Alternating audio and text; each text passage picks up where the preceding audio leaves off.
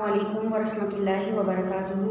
جماعت ہفتوں کی طالبات، امید یہ ہے کہ آپ سب خیریت سے ہوں گے۔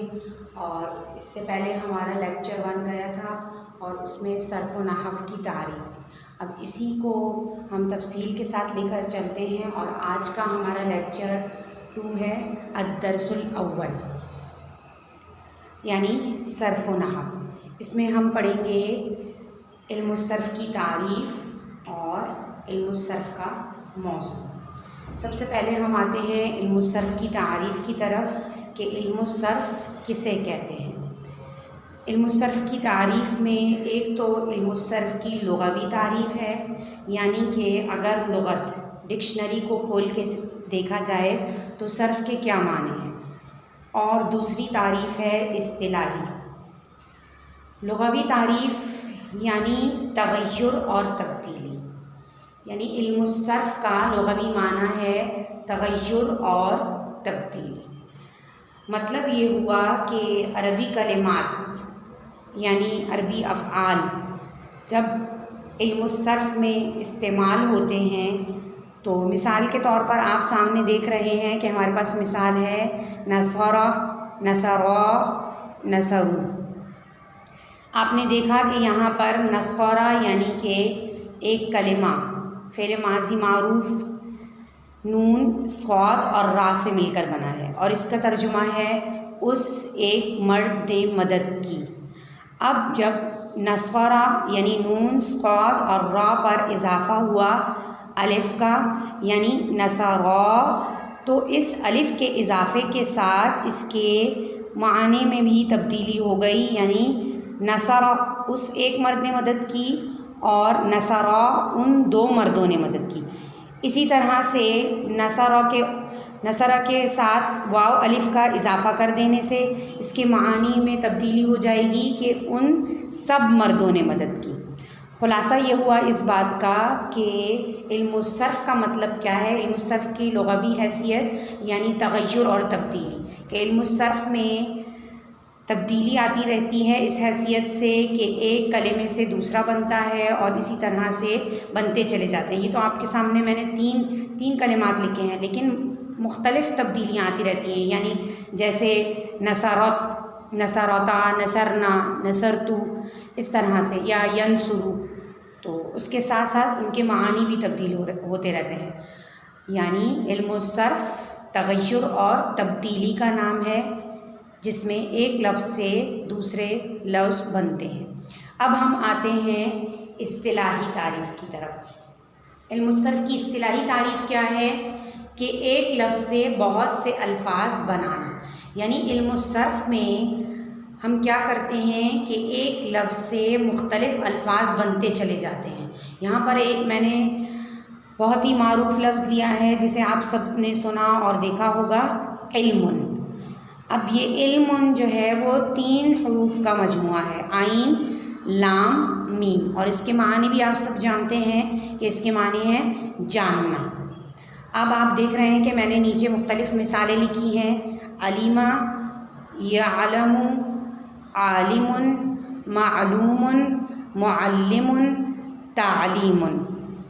یہاں پر ہر ایک پر اگر آپ غور کریں گے تو دیکھیں گے کہ عین، لام، میم تو ان میں موجود ہے، لیکن اس کے علاوہ ایک اضافی حرف یا 2 اضافی حروف کو لگا کر دوسرا کلمہ بن گیا۔ خلاصہ یہ ہوا کہ علم الصرف میں یہی کیا جاتا ہے کہ ایک کلمے کو مختلف اس میں صیغوں میں، مختلف الفاظ میں تبدیل کر دیا جاتا ہے معنی کی ضرورت کے اعتبار سے۔ اچھا، اب ہم آتے ہیں علم الصرف کے موضوع کی طرف۔ دنیا میں کسی بھی علم کو سیکھنے کا کوئی نہ کوئی مقصد ہوتا ہے۔ بالفرض آپ نے علم التجوید سیکھا، اور علم التجوید سیکھنے کے بعد اسے آپ نے جاری کیا قرآن کریم کے الفاظ میں، یعنی کہ تلاوت قرآن کریم میں آپ تجوید کو جاری کرتے ہیں، تجوید کے مطابق آپ اس کو پڑھتے ہیں۔ تو علم الصرف سیکھ کر آپ کیا کریں گے؟ علم الصرف سیکھ کر ہم اسے عربی الفاظ میں استعمال کرتے ہیں۔ کس حیثیت سے کہ ہم علم الصرف سیکھیں گے تو ہمارے سامنے جب کوئی عربی کلمہ آئے گا تو ہم اس عربی کلمے کو، ان عربی کلمات کو اس حیثیت سے پہچاننے لگیں گے کہ اس میں جو حروف ہیں وہ حروف زائدہ ہیں یا اصلی ہیں۔ حروف اصلیہ کا مطلب کیا ہے کہ کلمہ جن حروف سے مل کر بنا ہوتا ہے ابتدائی طور پر، یعنی آگے کے مراحل میں آپ پڑھیں گے کہ ہم کلمے کے اصلی حروف دیکھنے کے لیے، کسی بھی کلمے کے اصلی حروف دیکھنے کے لیے ہم اس کے فعل ماضی کے واحد مذکر غائب کے صیغے کو دیکھتے ہیں۔ ہمارے سامنے یہاں پر موجود ہے نصرہ، جو کہ فعل ماضی معروف کا صیغہ ہے، اور اس کے حروف اصلیہ نون، صاد اور را ہیں۔ آپ دیکھیں کہ اگلی مثال میں میں نے حروف زائدہ کے ساتھ لکھا ہے ینصرو، یعنی اس میں یہ جو ینصرو کا لفظ ہے یہ در حقیقت نصر سے بنا ہے، جو کہ نون، صاد اور را اس کے حروف اصلیہ ہیں، اور یا ایک حرف اس میں زائدہ ہے۔ اسی طرح ناصرن ہے، اس میں بھی نون، صاد اور را اس کے اصلیہ حروف اصلیہ ہیں، اور الف اس میں زائد ہے۔ منصورن میں میم اور واو زائد ہیں، اور نون، صاد اور را اس کے اصلی حروف ہیں۔ خلاصہ کیا ہوا اس بات کا کہ جب ہم علم الصرف سیکھتے ہیں تو ہم عربی کلمات میں اس بات پر قادر ہو جاتے ہیں کہ ہم عربی کلمات میں اس کے حروف اصلیہ اور زائدہ پہچان سکتے ہیں۔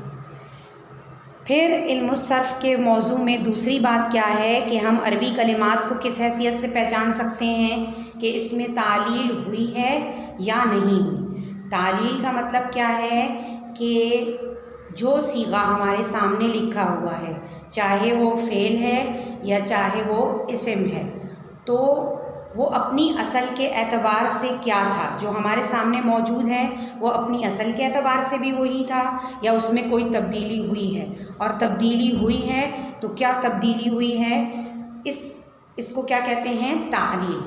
اس کی مثال میں نے لی ہے قولا۔ آپ نے قرآن کریم میں یا احادیث مبارکہ میں قولا کا لفظ سنا ہوگا، قال اللہ تعالی، قال النبی صلی اللہ علیہ وسلم، تو آپ نے اس میں سنا ہوگا قولا۔ اب قولا کا مطلب کیا ہے کہ اس نے فرمایا، ٹھیک ہے، قال اللہ تعالی، اللہ تعالیٰ نے فرمایا۔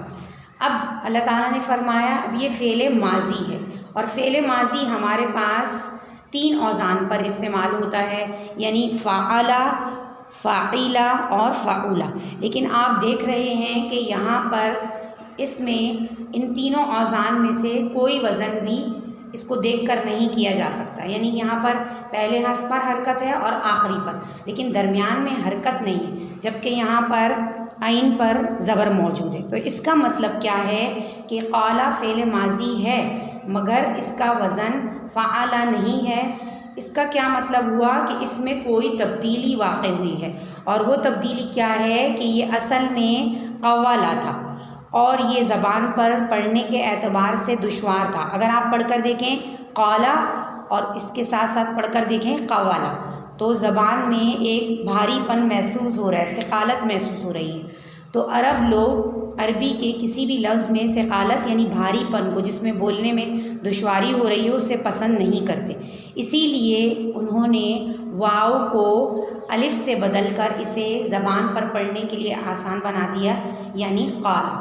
تو یہ ساری باتیں یعنی کہ حروف زائدہ اور اصلیہ کی پہچان اور تعلیل، یعنی کہ کلمے میں کوئی تبدیلی ہوئی ہے یا نہیں ہوئی تعلیل کے اعتبار سے، تو یہ ساری باتیں ہم علم الصرف میں سیکھتے ہیں۔